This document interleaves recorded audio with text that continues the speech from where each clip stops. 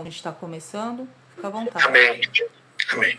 Senhor Deus Todo-Poderoso, nós queremos te agradecer, Pai, pela oportunidade de aprender mais de Ti. Eu sei, Senhor Jesus, que o dia não foi fácil para ninguém, os dias são maus, são carregados, mas que bom, Senhor Jesus, que o Senhor nos trouxe até aqui. E eu tenho certeza, Pai amado Deus, que o conhecimento é libertador, é rejuvenescedor, e vai, Senhor amado Deus, trazer a nós ferramentas preciosíssimas para nós, em nome de Jesus, andarmos cada vez mais parecidos contigo e próximos ao teu reino. Em nome de Jesus, conduza esta aula para a glória do teu nome. Amém, Senhor. Amém. Amém, queridos? Glória a Deus. Deixa eu compartilhar a tela aqui com vocês.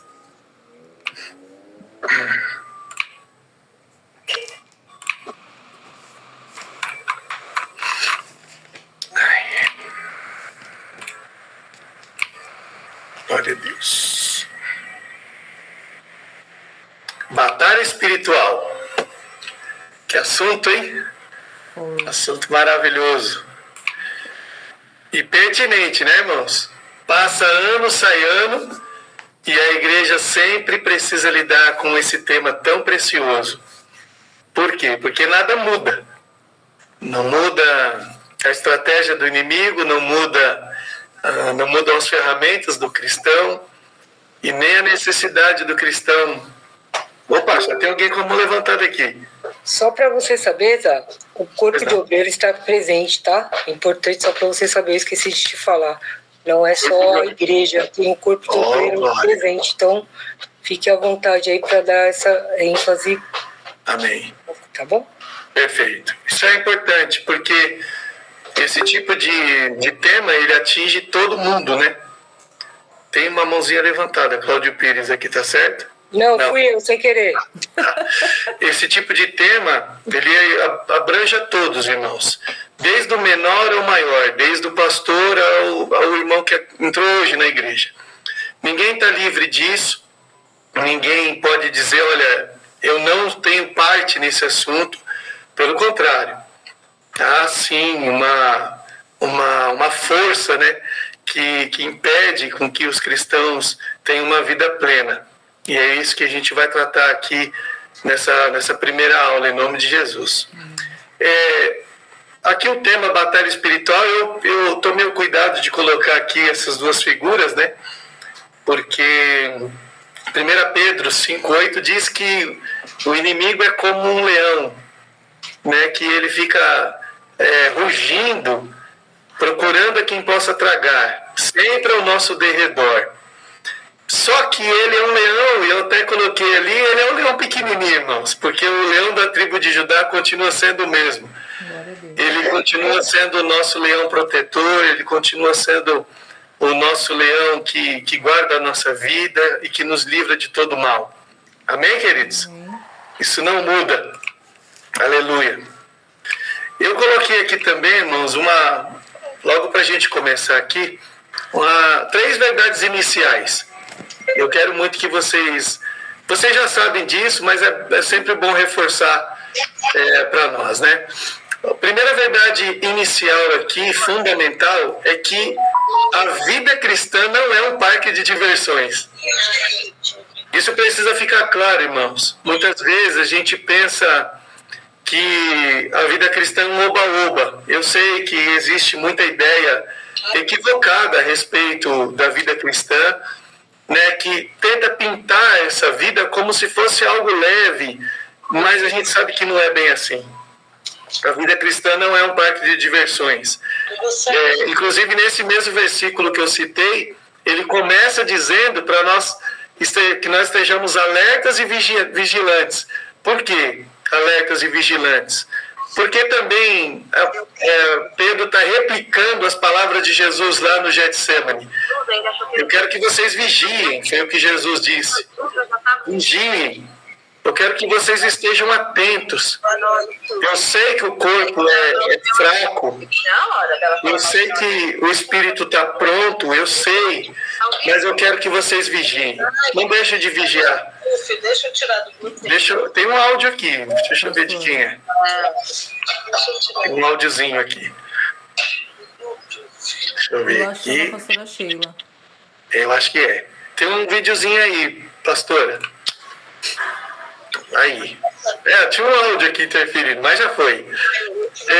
A vida cristã, irmãos, de fato ela não é um parque de diversões, ela é um processo difícil de lidar. E a segunda verdade inicial aqui, já para a gente começar, é cuidado com os extremos. Que extremos são esses? Eu até coloquei um nome aqui meio diferente, vocês não se espantem não. Batalha-fobia e batalha-latria. O que seriam esses dois termos, só para os irmãos entenderem? Batalha-fobia, irmãos, é quando o cristão tem medo de batalha espiritual. A gente não pode ter medo desse assunto. A gente não pode acreditar que esse assunto não faz parte da nossa vida cristã. Mas também tem um outro polo, que é o batalha-latria. Dá a impressão, irmãos, que tem alguns irmãos da igreja que endeusam a batalha espiritual. E a gente precisa tomar muito cuidado com esses dois extremos. Nem a gente acreditar que ele não faz parte da nossa vida cristã e nem acreditar que ele nos domina, né?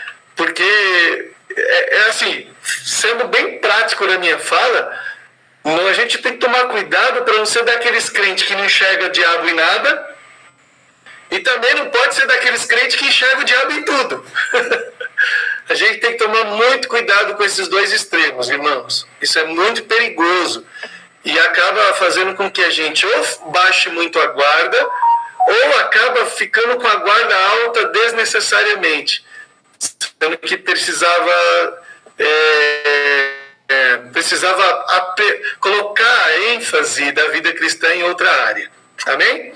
E a terceira verdade inicial aqui é que essa batalha é espiritual, portanto, não podemos usar as armas humanas. Não podemos usar as armas humanas, irmãos. Não existe cristão que lute uma batalha espiritual com armas humanas. As armas humanas não têm efeito algum. Paulo deixa claro que as nossas armas não são carnais, mas poderosas em Deus para destruir fortalezas. Nossas armas humanas, pouco efeito, na verdade não tem efeito nenhum no universo espiritual, porque a batalha, como o próprio nome diz, é espiritual, irmãos. Não adianta a gente fazer cara de mal, cerrar o punho, franzir a sobrancelha e falar, agora vem, Satanás. Não, a gente não tem possibilidade para fazer isso. Isso precisa ficar claro. Amém, queridos? Amém. Irmãos, se alguém tiver dúvida, algum comentário, fica à vontade. Eu não sei como é que vocês lidam com as aulas, mas solta a mãozinha aqui, levanta a mão e pode perguntar, tá bom? Eu vou correndo, eu vou aqui seguindo o curso. É importante, irmãos, numa batalha, reconhecer quem são os nossos inimigos. Né? Então, se nós somos cristãos e estamos dispostos a entrar numa batalha espiritual, na verdade não é nem entrar, nós somos colocados na batalha. E se nós estamos na batalha, a primeira coisa que nós temos que fazer é reconhecer quem são os nossos inimigos. E eu coloquei aqui quem são os nossos 3 inimigos, irmãos. O primeiro deles é o diabo, né? O nosso adversário. E eu vou citar de novo esse versículo, né, de 1 Pedro 5,8, que o inimigo ele anda ao nosso derredor, procurando a quem possa tragar. Tem também, irmãos, o segundo inimigo, que é o mundo. O mundo é um inimigo, irmãos. Né, essa primeira carta de João deixa claro que nós não devemos amar o mundo, irmãos. Nós não podemos amar o mundo não tem nada que nos fascine, nada que nos atraia, nada que nos convença a estar no centro da vontade de Deus. Não há nada no mundo que seja bom. Essa que é a verdade. E quando o texto fala mundo, irmãos, nós não estamos falando do mundo físico, nós estamos falando daquilo que o mundo proporciona para nós. Então, é evidente que não é o mundo físico, a gente tem que desfrutar do mundo físico porque é um presente de Deus. Mas a gente tem que tomar cuidado para não tornar esse desfrutar uma ameaça para a nossa vida cristã. Né? Então, transformar o mundo num parceiro da vida é um perigo para o cristão. Amém, irmãos? Eu me lembro muito bem do texto que diz que Demas, que era um grande companheiro de Paulo, amou o mundo e abandonou Paulo na missão. Isso é um perigo. E o terceiro inimigo aqui, não menos importante, é a carne, irmãos. A carne é terrível. Por isso que Paulo vai escrever aos Gálatas no capítulo 5 os perigos de viver pela carne. Os perigos, irmãos, de você desfrutar dos prazeres da carne. A gente tem que tomar muito cuidado com isso, irmãos. E quando a gente fala carne aqui, é tudo aquilo que nosso desejo materializa. A gente tem que tomar muito cuidado com isso. Uma coisa que eu coloquei aqui embaixo, que parece menos importante, mas não é que todos esses inimigos agem contra nós de forma simultânea, nos tirando qualquer tentativa de não assumir nossa responsabilidade. O que eu quis dizer com essa frase? Essa história de colocar a culpa em um desses três inimigos é uma desculpa, irmãos. Por que você fez isso? Por causa do diabo. Não foi por causa do diabo. Foi por causa do diabo, do seu amor pelo mundo e da sua inclinação da carne. Se eu disser que foi só o mundo, também eu estou errado. Porque o diabo também está ali como influência e a carne gritou mais alto. Então, irmãos, é muito importante a gente entender que todos esses inimigos agem em simultaneidade, agem em sincronismo. Eles se juntam contra nós. É uma coisa interessante que eu vou dizer para vocês aqui. Os fariseus eram inimigos dos saduceus. Os fariseus, eles eram representantes da religião, eles eram os religiosos em si. Já os saduceus eram uma facção que era dos ricos, dos ilustres, dos intelectuais. Eles odiavam uns aos outros, eles eram inimigos mortais uns dos outros, exceto na hora de crucificar Jesus. Aí todos eles viraram amiguinhos. O que é que eu quero dizer com isso? É que os inimigos da nossa vida se juntam contra nós. Então, a gente precisa precisa ficar muito claro que na hora de agir para destruir a nossa vida, o inimigo não vai hesitar em se juntar ao mundo e nem à inclinação da nossa carne. Amém, meus irmãos? Nós temos uma guerra travada contra esses três inimigos que agem de forma simultânea. Isso precisa ficar muito claro para nós. Alguém tem alguma dúvida, alguma coisa para dizer? Fica à vontade, tá? Eu coloquei aqui agora... Opa, tem uma mãozinha aqui. Manda. Não, pastor, é uma provocação, né? Sempre eu gosto de fazer uma provocação, porque as pessoas não têm muita coragem. Manda. Pastor, por que a gente tem mania de falar que sempre o que você está falando, então, quebra aquela história de que é só o diabo, né? Perfeito. É muito conveniente para nós, na hora de errar, colocar a culpa no diabo. Para falar a verdade, irmãos, eu sinceridade, eu oriento a igreja...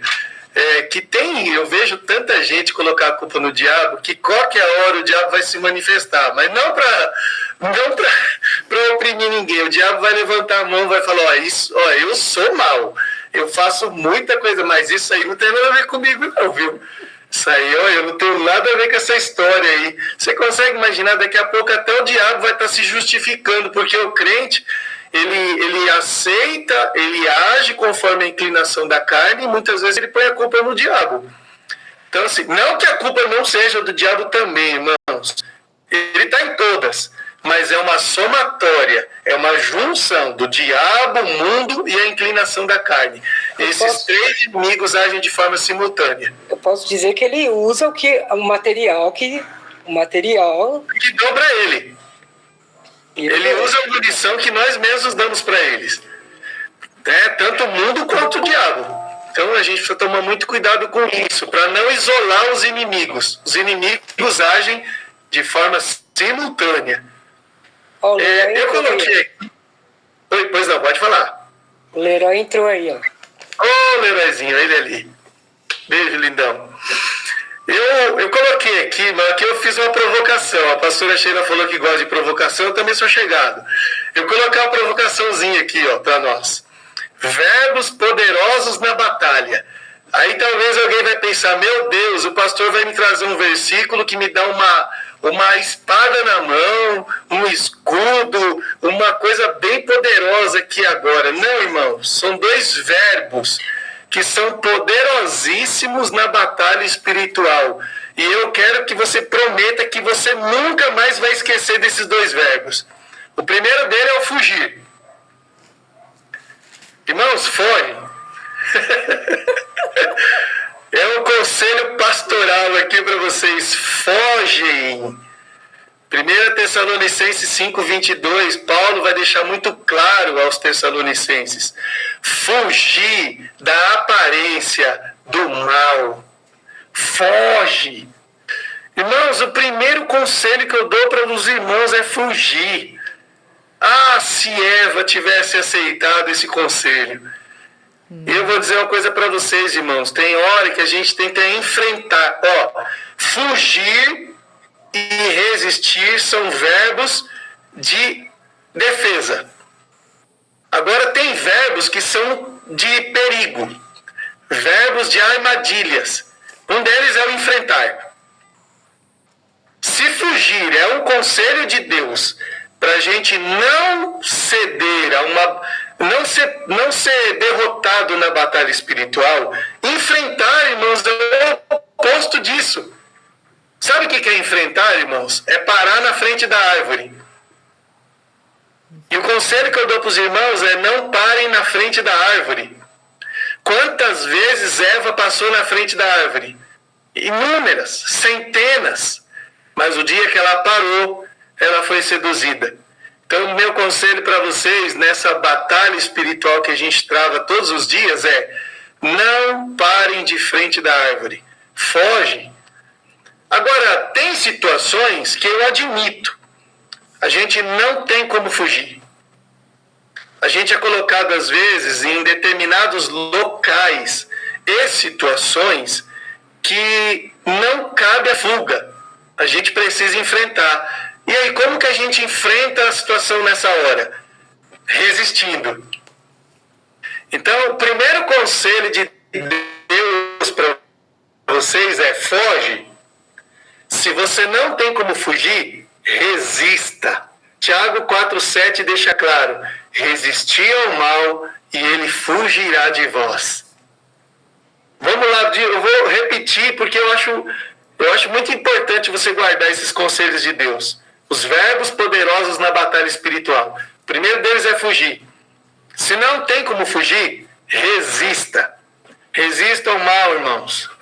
E não adianta dar desculpa, não. Como a pastora Sheila falou, não adianta pôr a culpa no diabo, não. Paulo vai escrever aos Coríntios que não há tentação senão humana. Mas, em meio à tentação, o Senhor nos dá um escape. Qual é o escape do cristão? Resista ao mal e ele fugirá de vós. Irmãos, a gente precisa ficar muito atento para isso. Então guarda isso em nome de Jesus. Os dois verbos que são armas poderosas na batalha espiritual: fugir e resistir. Glória a Deus. Aqui, irmãos, eu vou entrar propriamente dito agora, e aí eu vou pedir ajuda de vocês. Eu quero que vocês deixem no jeito aí esses textos que eu coloquei aí na tela. Eu quero que os irmãos, assim, eu vou pedir, eu costumo fazer isso quando eu dou aula aqui na igreja, e eu vou tentar fazer isso com vocês aqui, se vocês aceitarem. Eu peço para cada irmão guardar um versículo, abrir o microfone e ler. Eu coloco os versículos na tela aqui, aí os irmãos abrem o microfoninho e lêem o versículo. Fiquem à vontade, tá bom? Eu vou falando aqui, aí você abre aí o versículo na Bíblia, abre o microfoninho e lê aqui para nós. Eu vou falar agora desse personagem chamado Satanás. Eu entendo, irmãos, que tem muitas igrejas que não gostam de tratar desse assunto. Eu entendo isso. Realmente é um assunto indigesto, mas ele tem que ser dito, né? Existe uma matéria na teologia chamada demonologia. E é preciso falar sobre isso. É preciso falar sobre essa entidade chamada Satanás. Eu até escrevi aqui, eu vou ler para vocês. Ó. Pelas Escrituras, pode afirmar que ele é um ser pessoal, com capacidade de se relacionar com o ser humano, por possuir. Satanás possui intelecto. Alguém pode abrir em segunda carta aos Coríntios, no capítulo 11, versículo 3, e ler para nós? Não precisam brigar, viu, irmãos? Pode ser um de cada vez. Vamos lá. 2 Coríntios 11, versículo 3. Mas receio que, assim como a serpente enganou a Eva, com a sua astúcia, assim também seja corrompida a vossa mente, e se aparte da simplicidade e pureza devidas a Cristo. Perfeito. A gente percebeu aí, irmãos, que Satanás tem intelecto, porque ele é astuto.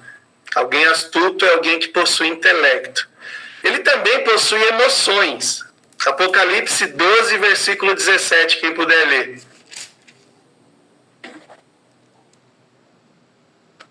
Não brigue, hein? Bom, já que vocês estão brigando, eu vou ler. Você acredita, Lenilda, que acontece isso aqui também? É sempre o mesmo.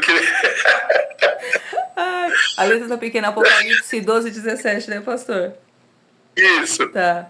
Irou-se o dragão contra a mulher e foi pelejar com os restantes da sua descendência, os que guardam os mandamentos de Deus e têm o testemunho de Jesus, e se pôs em pé sobre a areia do mar. Ó, nós percebemos aí uma emoção, que é a ira. Então, o inimigo também é movido de emoções, por isso que ele pode se relacionar com o ser humano. Tem uma terceira característica, o terceiro aspecto de Satanás, que dá a ele a capacidade de se relacionar com o ser humano, que é a vontade. 2 Timóteo 2,26. Para que assim volte à sobriedade e escape da armadilha do diabo, que os aprisione para fazerem a sua vontade. Essa é a versão. Olha só. O texto deixa claro que Satanás tem vontade, irmãos. E isso dá a ele a capacidade de se relacionar com o ser humano, né? Claro que de um jeito terrível, mas é uma espécie de relacionamento. Satanás, irmãos, do original, significa adversário. Sim. Ele tem um outro nome também que é conhecido, que é o diabo, que é difamador, enganador, mentiroso e tudo mais. Mas são os nomes mais utilizados para definir essa criatura. Só que ele também tem outros títulos. Então, uma coisa é ele ter um nome, a outra coisa é ele ter títulos. Então, na Bíblia, ele possui muitos títulos. Um deles é o maligno. 1 João, capítulo 5, verso 19. Quem puder ler. Bora, povo.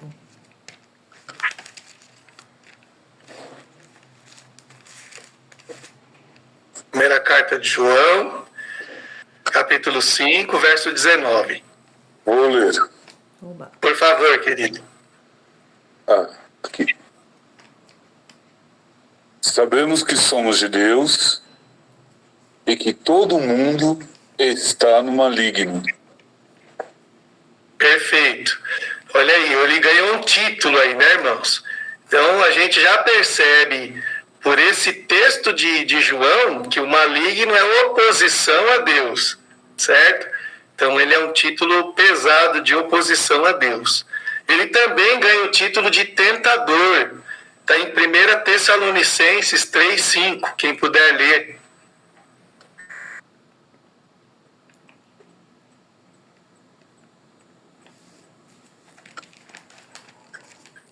Primeiro aos Tessalonicenses, capítulo 3, versículo 5. Portanto, não podendo eu também esperar mais, Mandei-os saber da vossa fé, temendo que o tentador vos tentasse, e o nosso trabalho viesse a ser inútil. Olha só, obrigado, Gustavo. Vocês percebem aí que Paulo, quando escreve aos Tessalonicenses, vai dar um nome a ele de tentador, né? É aquele que é responsável pela tentação dita lá por Tiago, né? Mas mais para frente eu vou falar sobre essa característica da tentação, tá bom? Ele também ganha o título de príncipe deste mundo, tá em João, capítulo 12, verso 31.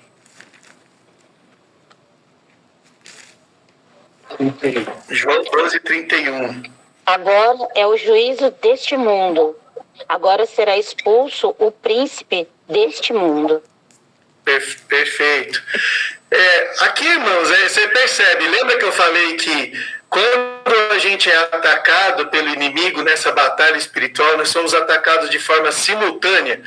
É a junção do diabo, do mundo e da inclinação da nossa carne. Você percebe que isso fica muito claro aqui nesse texto, né? Olha que o texto já está fazendo uma conexão direta entre o diabo, né, e o mundo. O texto está deixando claro que é uma simbiose que existe entre o diabo e o mundo. Ambos se tornam um só no ataque contra nós. Essa que é a grande verdade. Ele também ganha o nome de serpente. Está em Apocalipse 12, verso de número 9.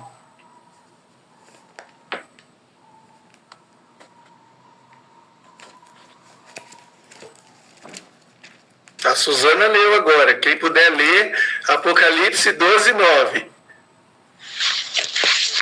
12, 9 eu vou ler. Por favor, Lídia. 9. O enorme dragão foi lançado fora do céu. Ele é aquela velha cobra chamada Diabo, ou Satanás, que leva todas as pessoas do mundo a pecar. Ele foi jogado sobre a terra, e os seus anjos também foram jogados junto com ele. Perfeito, Lídia. Na verdade, eu nem vou ler o próximo, que é o dragão, porque esse versículo já falou todos os nomes dele, né, irmão? Todos os títulos dessa criatura maligna, o versículo já chamou. Então, ele deu o nome de tudo que é jeito aí. E o último, irmãos, anjo de luz. Esse anjo de luz está em 2 Coríntios 11, versículo de número 14. Esse é o mais famoso. Anjo de luz, 2 Coríntios 11, 14. Quem puder ler.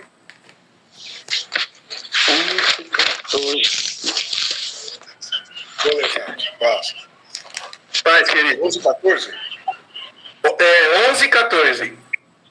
2 Coríntios 11, 14. E não é maravilha, porque o próprio Satanás se transfigura em anjo de luz. Não é muito, pois, que os seus ministros são transfigurem em ministros da justiça, a fim dos quais seres conforme as suas obras. Olha só, irmãos. Aí tem uma curiosidade nesse texto, irmãos. Nossa tradução, né, original, é da tradução da Septuaginta, né, que é uma tradução feita por 72 homens no período helenista, né, de domínio da Grécia, na cidade ptolomaica. Mas, lá para frente, ela foi traduzida também na Vulgata Latina, né, que foi uma tradução destinada à Igreja Católica. E nessa tradução, pegando esse versículo específico, é que eles deram o nome de Satanás de Lúcifer, que significa anjo de luz. Mas, se os irmãos forem procurar o nome Lúcifer na Bíblia, não existe, tá, irmãos? De fato, não existe. O nome em si, Lúcifer, não configura na Bíblia. É uma tradução dessa ideia de anjo de luz, certo? Curioso, né? Então, quer dizer, deram mais um nome para ele. Deram mais um título para esse camarada aí que vive tentando a gente. Né? Então, por que eu quis enfatizar isso, irmãos? Para a gente perceber que todos esses títulos, nomes e características dão a Satanás a possibilidade de se relacionar com o ser humano. O ser humano pode, infelizmente, andar com Satanás. Infelizmente, irmãos. E assim, é qualquer ser humano, tá? Não sei se você vai se lembrar do texto em que Pedro é usado de forma poderosa e o próprio Cristo testemunha dizendo que ele foi usado pelo Espírito de Deus, né? Que inclusive revelou que Cristo é o Filho de Deus, que é a pedra angular da igreja, irmãos.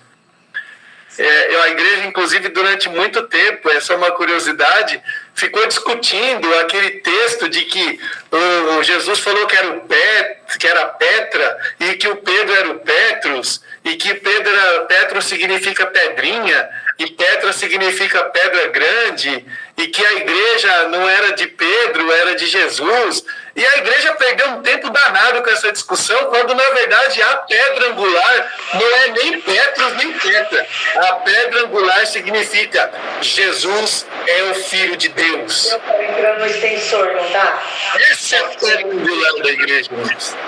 A grande pedra angular da igreja é que Cristo é Deus. Essa era a preocupação do escritor, essa era a preocupação do evangelista, deixar claro que a igreja existe porque Cristo é o Filho de Deus. Aleluia. Aleluia. Aí é importante, né, só deixar claro quem é esse camarada. Não que a gente quer ter nenhum tipo de convivência com ele, mas a gente precisa saber que ele existe e que ele continua tentando se relacionar com o ser humano de alguma forma. E ele não está sozinho. É aí que é o problema, ele não está sozinho. Ele tem seus companheiros de guerra. Nós estamos falando que é uma batalha, não é? Então ele tem seus companheiros de guerra. Tem 3 companheiros que eu não pus aqui. Eu vou fazer aqui um comentário à parte. Esses dias eu falei com os meus filhos. Eu escutei meus filhos falando numa questão da escola, que houve uma conversa, que disseram isso, que falaram aquilo, que tal. Eu ouvi eles falando isso, eu falei, deixa o papai trazer uma ideia aqui para vocês, um conselho. Satanás tem 3 secretários. Me disseram, me contaram e me falaram. Tome cuidado com isso.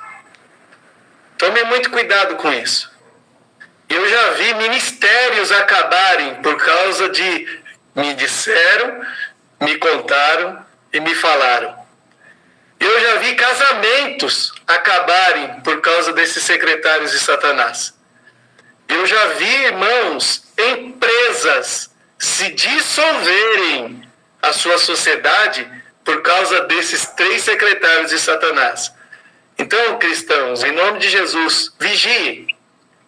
Quando você receber uma informação, me diz que a origem da informação é me disseram, me contaram e me falaram, dobra o teu joelho, vai conversar com o Rei dos Reis para saber se não foi Satanás que enviou essa informação para você. Tome muito cuidado com isso. Não aceite isso numa boa, não. Vá atrás da fonte, porque tem alguma coisa errada nisso. Amém, queridos? Foi só um comentário à parte. Mas os grandes ajudantes de Satanás estão aqui. São os demônios. Eles são apresentados nas Escrituras como seres espirituais. Isso está em Mateus, capítulo 17, versículo 18. Quem puder abrir o microfoninho e ler para nós, Mateus 17, 18.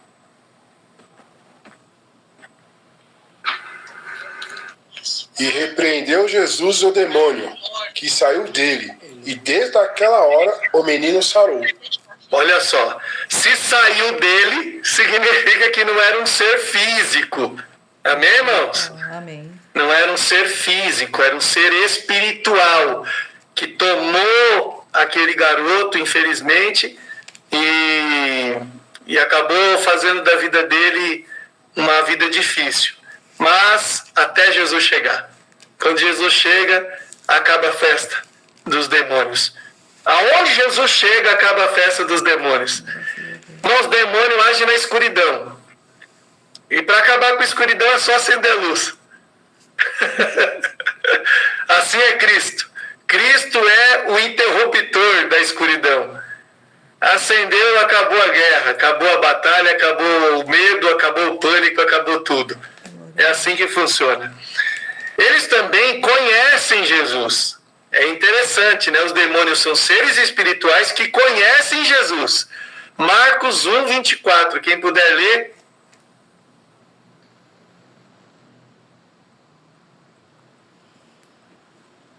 Marcos, capítulo 1, versículo... Opa! Pode? Oh, claro. Que temos nós contigo, Jesus Nazareno? Viestes para perder-nos? Bem sei quem és, o Santo de Deus. Olha só, tem cristão que não conhece o seu próprio Cristo. Exatamente. Mas Satanás e seus demônios, sim. Conhece muito bem. Sabe de onde ele veio, sabe quem ele é, sabe do que ele é capaz. Precisa, às vezes, contar para alguns cristãos, né, irmão? Não é o caso da igreja aí, que eu sei que eu já fui aí, e os irmãos conhecem muito bem quem é Jesus. Mas o que tem de cristão que não conhece seu próprio Cristo, não é brincadeira, irmãos. Aqui os demônios conhecem muito bem. Sabe do que ele é capaz e sabe que não dá para encarar o homem de jeito nenhum. Conhece seu próprio destino. Opa, pode falar. E analisam, né, pastor? Para eles conhecerem o próprio Cristo, os demônios avaliam e analisam o próprio Cristo, né? Opa! Para poder lutarem contra Cristo. Então, o inverso deveria ser verídico, ou seja, nós deveríamos também fazer o mesmo, né?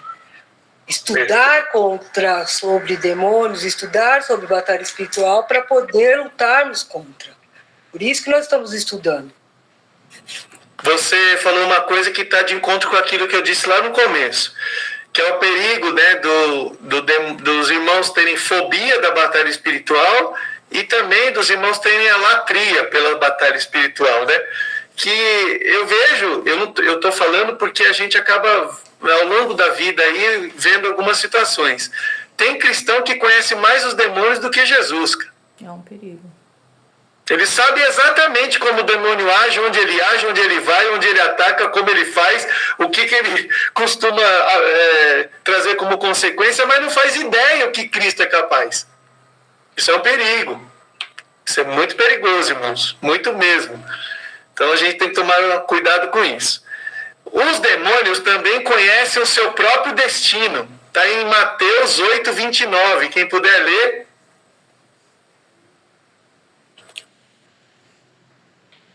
O pessoal briga para ler, né? Eis que clamaram dizendo que temos... Pode falar, Gustavo. Que temos nós contigo, Jesus, Filho de Deus, vieste aqui atormentar-nos antes do tempo? Esse que você leu, qual que foi? Mateus 8, 29. Qual foi o texto, Gustavo? Mateus 8, 29. Mateus 8, 29. Perfeito. Então, quer dizer, se eles disseram que Jesus veio atormentar eles antes do tempo, significa que eles sabem exatamente o que vai acontecer com eles. Olha o filho do Leroy, que lindo. Lindão. Se eles sabem exatamente o que vai acontecer com eles antes do tempo, irmãos, então eles sabem o destino deles. Né? E outra coisa aqui, né? Outra observação, né? Tem cristão que não sabe o seu próprio destino, Gustavo. Não. Se você perguntar para ele, ô irmão, tá fadado ou que aconteceu o que com você? Dá uma impressão que ele pensa que ele vai viver eternamente na terra. Aí eu lembro de Paulo escrevendo aos Coríntios no capítulo 15, que aquele que espera em Cristo só nessa vida é o mais miserável de todos os homens. né? Se você espera Cristo só nessa vida, significa que você não sabe seu destino. Né? Significa que você não sabe o que está reservado para você. Você não entendeu o que Pedro escreveu na sua primeira carta, no capítulo 1, quando ele disse que a nós está fadado receber a herança da nossa fé. Aleluia, Jesus. Essa é a esperança viva do cristão. E muitas vezes, irmão, a gente tem dúvida sobre isso, mas o demônio sabe exatamente o destino dele. Ele sabe exatamente. Outra coisa que os demônios sabem, eles sabem que há um só Deus. Tiago 2,19. Quem puder ler.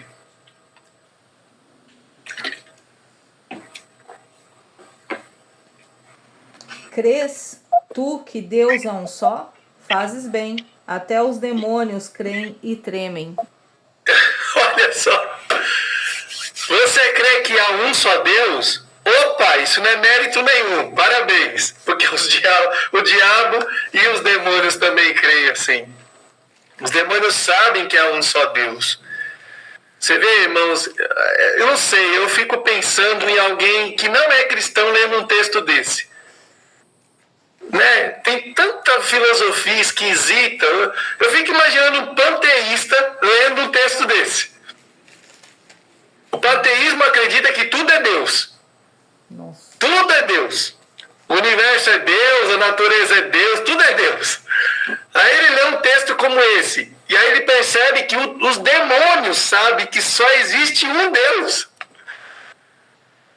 Aí a pessoa fala assim, mas eu não creio nessas forças. Caramba, mas você não crê, mas os demônios sabem que existe um só Deus e você está aí acreditando que existe vários deuses. E tem uns ainda que acreditam que Deus nem existe. Tem alguns aí que acreditam que Deus não existe. Tem, né? É o caso dos ateus. Tem uns gnósticos ainda que acreditam que Deus é o conhecimento. Ô, Pai amado. Então, tem diversas maneiras aí de fé, mas o que é interessante é que os demônios creem que há um só Deus, irmãos. E eles também têm doutrina. Ai, meu Deus, aqui o negócio vai ficar estreito. Demônio tem doutrina. Ai, Senhor. 1 Timóteo 4, do 1 ao 3. Quem puder ler. Eu vou ler. O Espírito expressamente diz: nos últimos dias, nos últimos tempos, se apostarão da fé, dando ouvido a espíritos enganadores e a doutrinas de demônios, pela hipocrisia dos homens que falaram mentira, tendo cauterizado as suas próprias concupiscências, proibindo o casamento e ordenando a abstinência dos manjares que Deus criou para os fiéis. Pelo amor de Deus! Que texto, irmãos do céu! Guitão do céu! Que texto é esse, rapaz?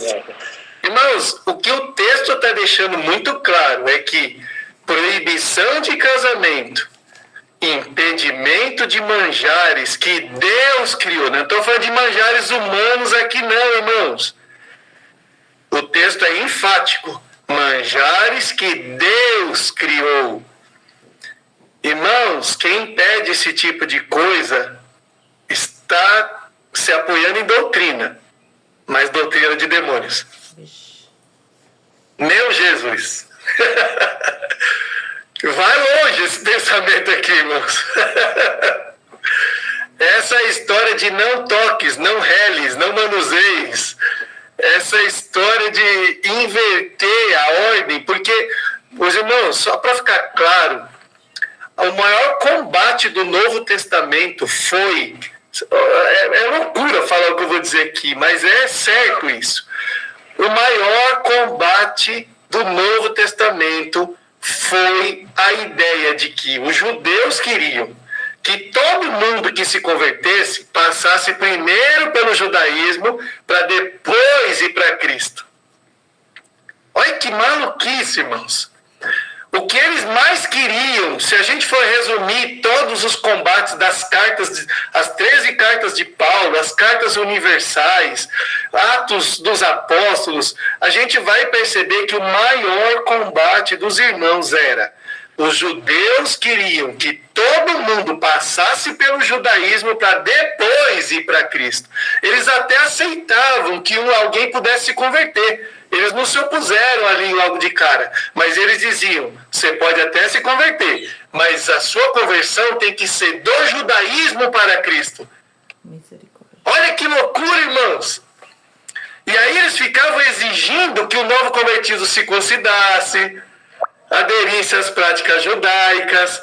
Eles queriam que eles passassem pelo caminho judaico, águas de purificação e tudo mais, irmãos. Todo o ritual, toda liturgia, todas as leis cerimoniais, eles exigiam isso dos novos convertidos. Irmãos, a igreja precisa tomar cuidado para a igreja não fazer o papel dos judeus. A igreja precisa tomar cuidado porque, uma vez que Cristo libertou, libertado está. Uma vez, o Cristo disse, não fui eu que falei, se o Filho do Homem vos libertar, verdadeiramente sereis livres. Então essa história de que eu preciso trilhar um caminho para que o novo convertido passe, para que ele possa se libertar, é contrário à libertação verdadeira de Jesus. Isso é doutrina de demônio, não é doutrina de Deus. A gente precisa tomar muito cuidado com isso. E nessas doutrinas vão impedindo que as pessoas desfrutem dos manjares de Deus, de casamentos e tudo mais. A gente precisa tomar muito cuidado com isso. Isso aqui dá uma boa de uma pregação, mas isso fica para a próxima. Oh, glória! Irmãos, e os demônios, eles agem sobre os homens. De que maneira eles agem? Eu coloquei aqui 3 maneiras dos demônios agirem sobre os seres humanos. A primeira delas é através da tentação. Se você for pegar o capítulo 1 de Tiago, ele vai deixar muito claro isso. A tentação é a primeira investida do mal sobre nós. Quando encontra nosso desejo, torna-se pecado.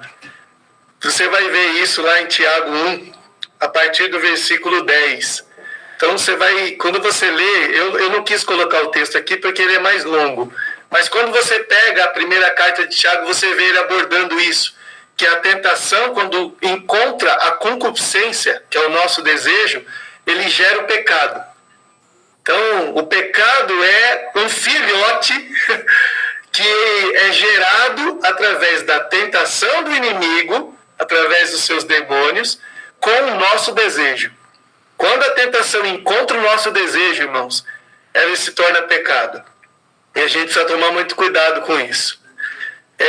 Pedro vai escrever na sua segunda carta, no capítulo 2, versículo 19, que quando algo nos domina, ele se torna o nosso Senhor.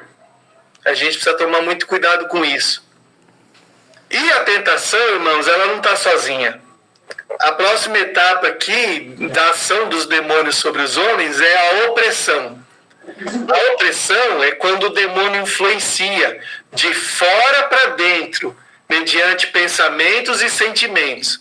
Então, guardem isso em nome de Jesus. Tentação é espiritual. Opressão vem de fora para dentro. É uma ação maligna que vem de fora para dentro, que quer influenciar nossos pensamentos, nossos sentimentos. Aqui, irmãos, eu posso colocar filosofias humanas, ideologias, e eu posso até colocar algumas teologias aqui. A gente tem que tomar muito cuidado com a opressão, meus irmãos. Ele é sutil e ele vem transfigurado de virtudes. A gente precisa tomar muito cuidado com isso. Toda tentativa de opressão das trevas vem disfarçado de virtudes. Tomem cuidado com isso. Eu posso colocar a religiosidade aqui também como opressão. Precisa tomar muito cuidado com isso. Está sempre disfarçado de virtudes. E a última etapa do domínio dos demônios sobre os homens é a possessão. Aqui ele é propriamente a habitação de um demônio numa pessoa, exercendo controle e influência direta sobre ela, com certo prejuízo para as funções mentais e físicas. Aqui você vai lembrar, evidentemente, da imagem que está ali no fundo desse slide aqui, que é o gadareno. você vai lembrar do Gadareno. Gadareno, ele foi possesso. Ali, naquele instante de possessão, ele já não tinha controle mais sobre si. E tanto é, irmãos, que ele estava com as correntes quebradas, tanto nas mãos quanto nos pés. Alguém pode pensar que tentaram acorrentá-lo para o mal, mas não é, irmãos. Ele se cortava, ele se rasgava, ele se destruía. Então alguém que tentou acorrentá-lo para o bem dele, mas não foi capaz de impedir. Quando alguém está possesso, as pessoas podem até ter suas tentativas humanas, mas não conseguem, infelizmente, através da humanidade, a libertação daquela vida. Não consegue. Precisa verdadeiramente de uma ação sobrenatural de Deus. Então, na tentação, a gente ainda tem mecanismos. A palavra de Deus nos protege. Na opressão, a gente também tem mecanismo, porque é uma influência de fora para dentro. A gente ainda tem controle, a gente tem condições de se agarrar ao Espírito de Deus, e nesse papel o fruto do Espírito é fundamental. Agora, na possessão, irmãos, quando alguém chegou nesse estágio, já significa que ela não tem mais controle sobre si mesma. Aí é somente uma ação sobrenatural de Deus. Infelizmente. Eu até coloquei uma frase aqui, ó. A tentação age em nossos desejos.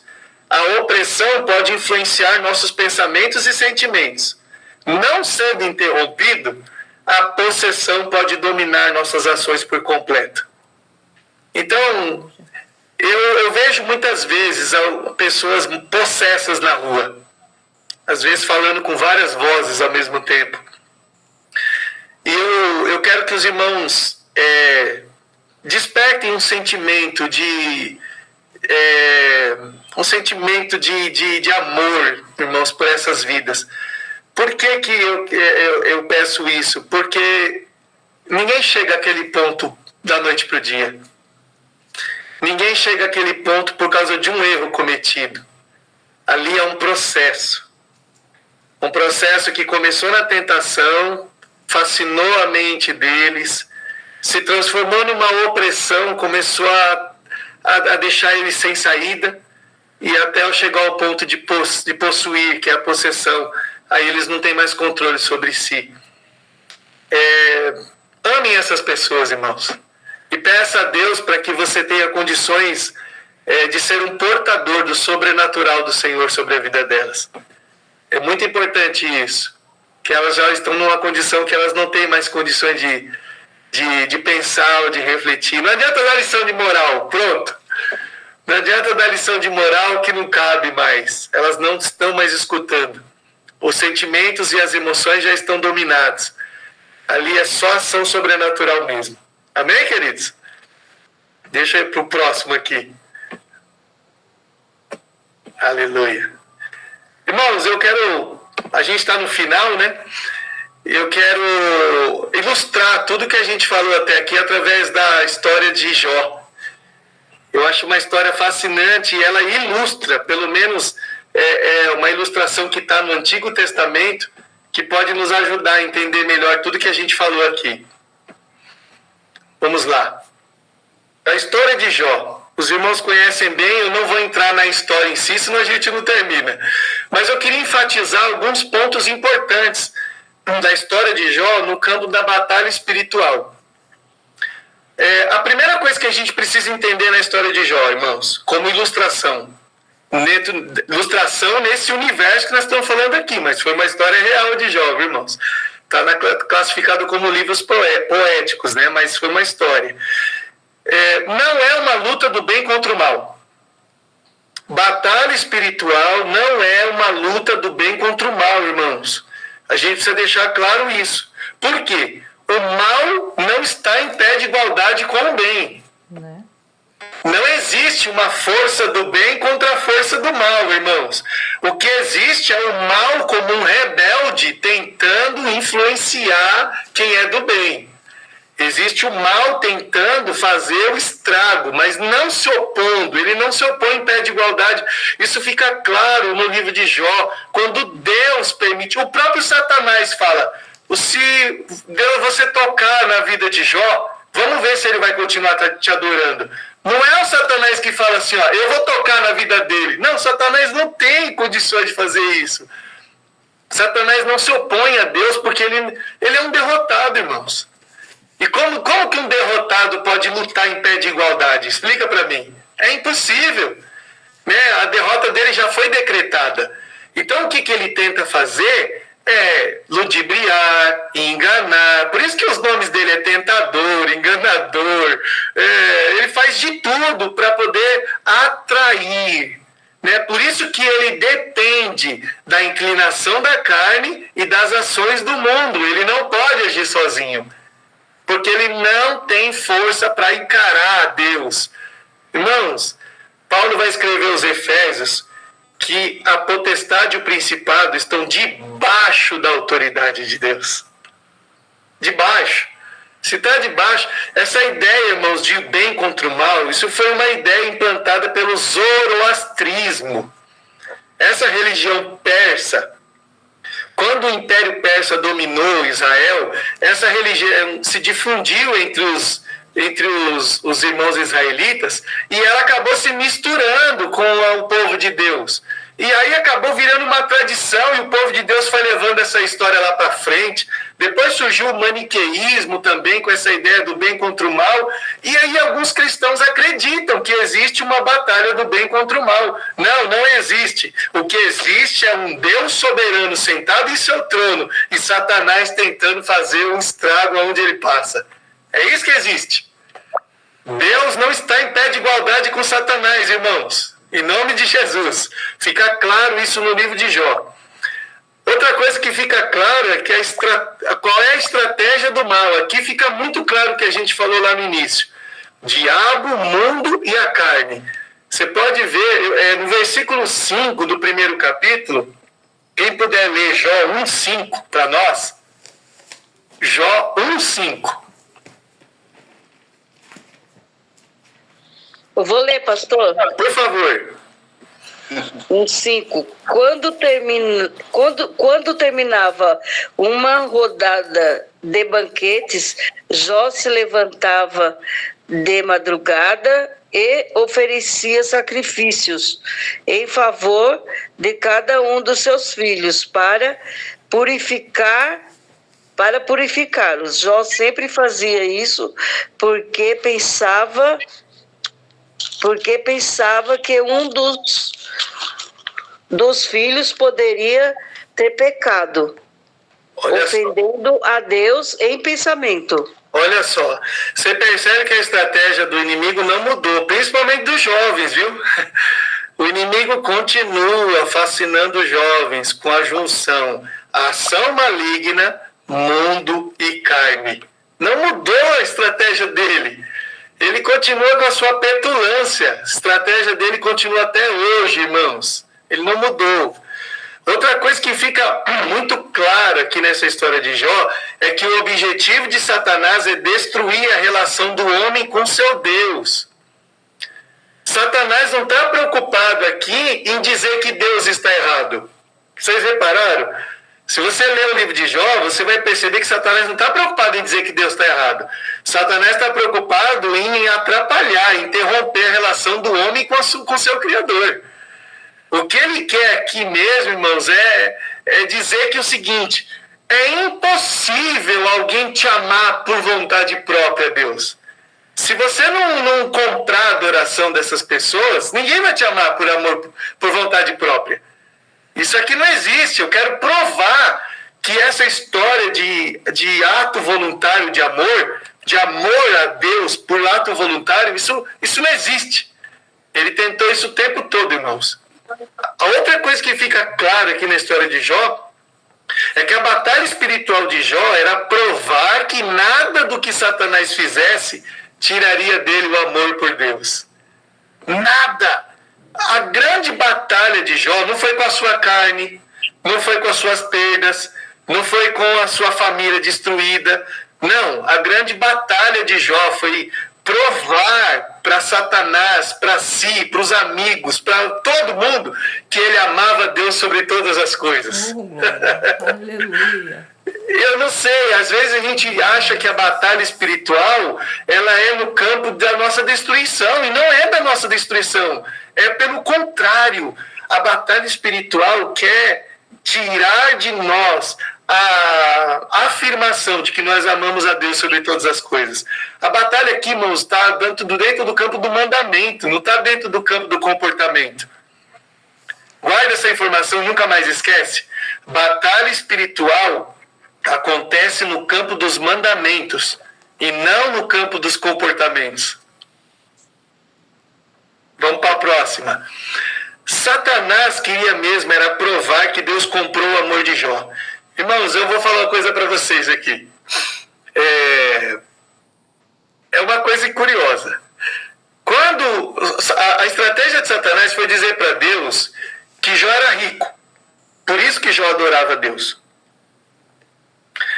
Jó tinha tudo. Jó tinha família bonita, Jó tinha respeito, era um homem admirado, Jó tinha bens, Jó era perfeito, por isso que ele adorava Deus. Irmãos, você acredita que a estratégia de Satanás ela é a mesma até hoje, só mudou os termos? Hoje tem um monte de gente dizendo que a gente só adora a Deus porque não tem dinheiro, que se tivesse, estaria na praia. Vocês percebem que a coisa vai mudando de figura, mas dá a impressão de que a estratégia de Satanás é a mesma. De que ou Deus nos compra pelo que Ele nos dá, ou Deus nos compra por aquilo que a gente pode receber dele. Mas de alguma maneira Deus nos compra. A acusação de Satanás permanece a mesma. Ele quer dizer que de alguma maneira existe algo que não é o amor que nos liga a Deus. E a nossa vida em si serve como uma batalha para provar de que nós amamos a Deus em todas as circunstâncias. Nós somos daqueles que somos iguais a Maria Madalena. A gente tem coragem de ir cuidar do corpo de Jesus, mesmo sabendo que Jesus não tem nada para nos oferecer. Aleluia. Amém, meus irmãos? Aleluia. Nós somos daqueles. Quando alguém pergunta, eu fico imaginando alguém parando a Maria Madalena no meio do caminho, dizendo: Maria Madalena, você vai fazer o que lá no sepulcro? Jesus não tem nada para te oferecer. E a Maria Madalena olhar para aquelas pessoas e dizer assim: eu sei que ele agora não tem nada para me oferecer, mas eu não estou indo lá adorá-lo pelo que ele vai fazer. Eu estou indo adorá-lo pelo que ele já fez. Ele me salvou, ele me livrou, ele me amou, ele cuidou de mim, ele me deu valor. A adoração feita por nós não está relacionado com o futuro, está relacionado com o passado. Aleluia. Nós não adoramos a Deus pelo que Ele vai fazer. Nós adoramos a Deus pelo que Ele já fez. Aleluia, Jesus. Por isso que Deus se atentou para a oferta de Abel e não a de Caim. O Abel adorou a Deus, entregou a primícia daquilo que já tinha acontecido. Já o Caim ofereceu do fruto da terra, meio que dizendo que Deus era obrigado a dar mais fruto para ele no futuro. Por isso que Deus se atentou à oferta de Abel e não a de Caim, meus irmãos.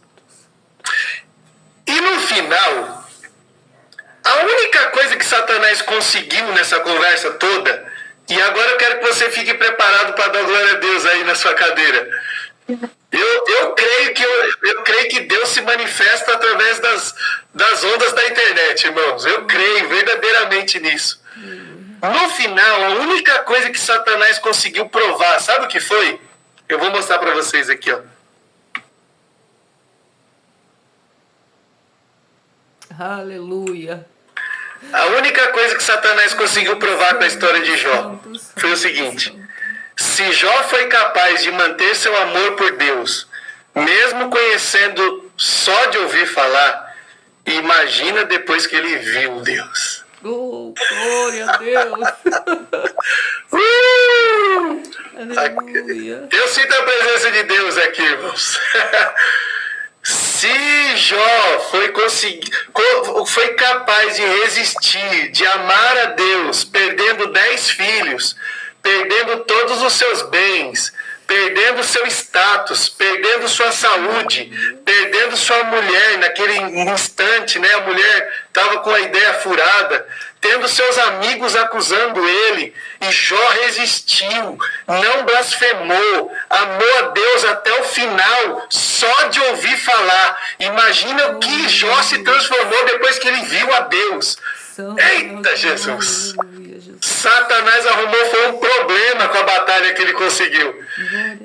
Eu quero fechar essa primeira aula dizendo para vocês o seguinte: a batalha espiritual existe, mas ela só serve para uma coisa: para Satanás perceber que ele perde toda hora.